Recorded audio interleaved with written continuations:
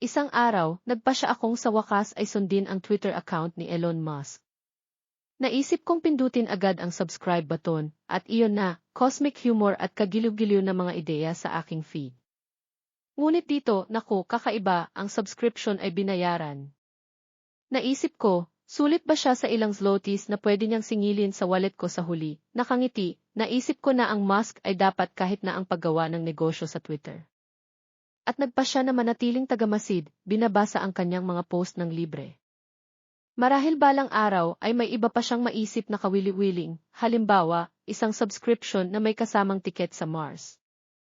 At nagpasya na manatiling tagamasid, binabasa ang kanyang mga post ng libre. Marahil balang araw ay may iba pa siyang maisip na kawili-wiling, halimbawa, isang subscription na may kasamang tiket sa Mars o diskwento sa Tesla. In the meantime, mas gusto ko pang gastusin ang pera na ito sa kape.